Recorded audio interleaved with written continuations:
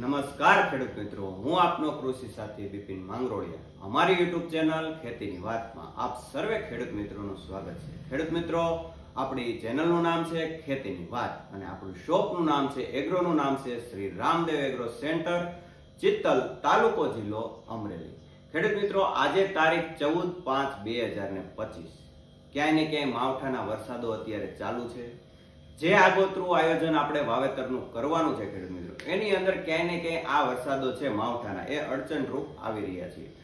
આપણે એ સૌ લોકો જાણીએ છીએ. પણ ખેડૂત મિત્રો, અત્યારે જે આગોતરું વાવેતર જે કરવાનું છે, જે ઓરવીને વાવેતર કરવાનું છે ને જેનું મોટા પાયે વાવેતર થવાનું છે એવો પાક એટલે કે મગફળી.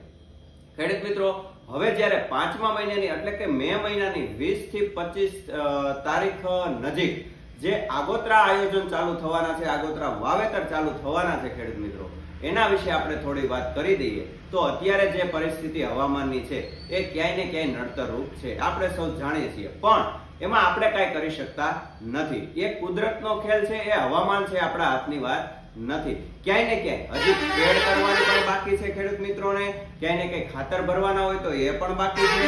અને જ્યારે ટાસ ભરવાની હોય, જ્યારે મગફળીનું વાવેતર ખાસ કરીને કરવાનું હોય, ત્યારે જે જમીનની અંદર આપણે ટાસ પૂરવાનો જે આપણે થિયરી હોય છે એ ખૂબ સારી છે ને ખૂબ ઉપયોગી નીવડે છે, જેના થકી ખૂબ જ સારો બેહારો બેહે છે અને ખૂબ સારું ઉત્પાદન આવે છે. પણ એની અંદર અત્યારે ક્યાંય ને ક્યાંય અડચણરૂપ ઊભું થઈ રહ્યું છે. પણ આગળની વાત કરીએ તો જેમને આગોતરું આયોજન વાવેતર કરવાનું છે ખેડૂત મિત્રો, એમની વાત કરીએ તો અત્યારે કેવા પ્રકારની બીજ માવજત કરવી જોઈએ અને કેવા પ્રકારના એનાથી લાભો થાય છે, અને ન જો પટ આપવામાં આવે આપણે બિયારણને તો કેવી પ્રકારની આપણે નુકસાની થતી હોય છે એની વાત કરવાની છે. ત્યારે ખેડૂત મિત્રો, અમારી યુટ્યુબ ચેનલ ખેતીની વાતને સબસ્ક્રાઇબ કરી દેજો, અમારા વિડીયોને લાઈક આપી દેજો, અને આ જે માહિતી છે, આ જે વિડીયો છે અને ખેડૂત મિત્રોના ગ્રુપમાં પણ શેર કરી દેજો, જેથી કરીને આવી જે માહિતી છે એ અન્ય ખેડૂત મિત્રોને પણ ઉપયોગી નીવડે.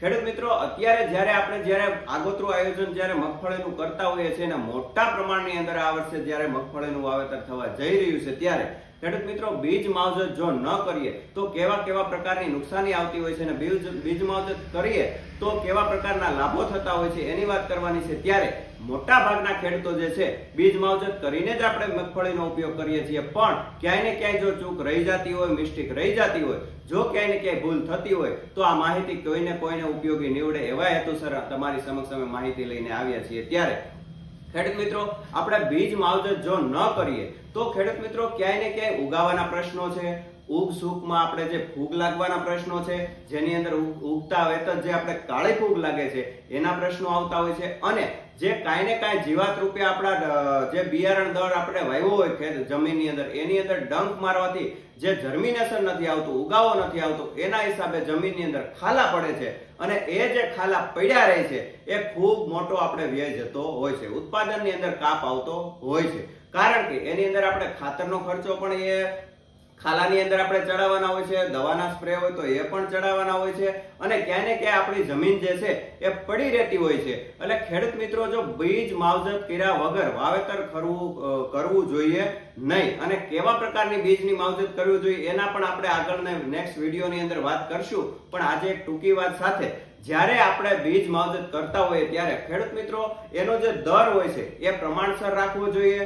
12 થી 24 કલાક અગાઉ એને પટ આપી અને ત્યાર પછી જ એનું બીજનું વાવેતર કરવું જોઈએ, જેના થકી જો ફૂગનાશકનો પણ પટ મારશું અને મુંડા અને કોઈ પણ પ્રકારની જે જીવાત છે એ ઉગતા આપણને ડંખ ન મારે, અથવા તો ત્યાર પછી ઉગ્યા પછી પણ ડંખ ન મારે, અને આપણો જે જર્મિનેશન છે એ સારામાં સારું આવે, એના થકી આપણે જે છે એ પટ આપવો જરૂરી છે. ખેડૂત મિત્રો, અલગ કંપનીના ઘણા બધા સારામાં સારા પટ આવતા હોય છે. આપણે નેક્સ્ટ વિડીયોની અંદર આગળ માહિતી એમની પણ વિશે લઈને તમારા સમક્ષ આવશું. પણ આવી ભૂલ આપણે ન થાય એ જ આજે આપણે કહેવાનું હતું કે ભાઈ જે બિયારણ જે છે એના પટનો જે ખર્ચ છે એના સામે આપણને મોટામાં મોટો ફાયદો થતો હોય છે.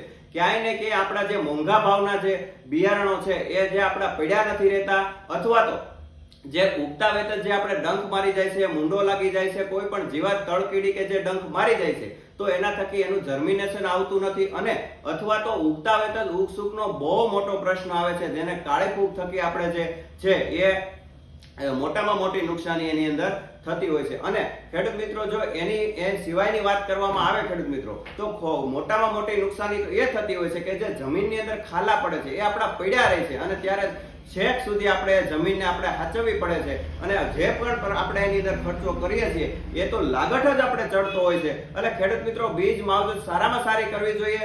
ભલે ખર્ચો લાગે પણ ખર્ચ કરીને પણ બીજ માવજત કર્યા વગર જો આપણે વાવેતર કરવામાં આવે તો ઉત્પાદનની અંદર પણ ખૂબ મોટો કાપ આવતો હોય છે. અને જે આપણે જે પટ મારીએ છીએ એના થકી બીજ અંકુરણ છે, જે જર્મિનેશન છે, ખૂબ ફાસ્ટ આવતો હોય છે અને કોઈ પણ પાકની અંદર ખૂબ જ મોટા પ્રમાણની અંદર જે ઝડપથી છોડ નીકળે છે એ ખૂબ જ મોટું ઉત્પાદન આપતો હોય છે. એટલે આ જે પાયાની વાત છે ખેડૂત મિત્રો એ આપણે ખૂબ કાળજીપૂર્વક લેવી જોઈએ. બીજ માવજત કરવી જોઈએ. કેવા કેવા પ્રકારની કરવી જોઈએ એ આપણે નેક્સ્ટ વિડીયોની અંદર આપણે વાત કરશું. કેવી રીતે કરવી જોઈએ, કેટલા પ્રમાણસર કરવી જોઈએ એ પણ આપણે આગળ વાત કરશું. પણ આપણે બીજ માવજત કરવાની તૈયારી રાખવી જોઈએ. અને ખેડૂત મિત્રો ત્યાર પછી અત્યારે વાત છે જે કોટન સિઝનની એટલે કે કપાસના બીજ પસંદગીની. તો ખેડૂત મિત્રો ક્યાંય ને ક્યાંય અત્યારે પૂરજોશની અંદર કપાસના બીજની ખરીદી ચાલુ થઈ ગઈ છે. અને ખેડૂત મિત્રો આપણે આગળના વિડીયોની અંદર જે માહિતી આપી હતી એમ આપણી પાસે હાજરમાં સાગર લક્ષ્મી એગ્રી સીડ્સના બિયારણો છે, મંતવ્ય સીડ્સના છે, કાવેરી સીડ્સના છે, પ્રવર્ધન સીડ્સના છે અને જે અન્ય એનાથી અન્ય પણ ઘણી બધી કંપનીના જે આપણી આગળ બિયારણો છે એની આગળ ને આગળ માહિતી લઈ અને ક્યાંય ને ક્યાંય અમે તમારા સમક્ષ આવી ચૂક્યા છીએ અને હજી પણ આગામી સમયમાં ક્યાંય ને ક્યાંય તમારી સમક્ષ માહિતી લઈને આવતા રહીશું. આટલી વાતમાં રજા આપશો. નમસ્કાર.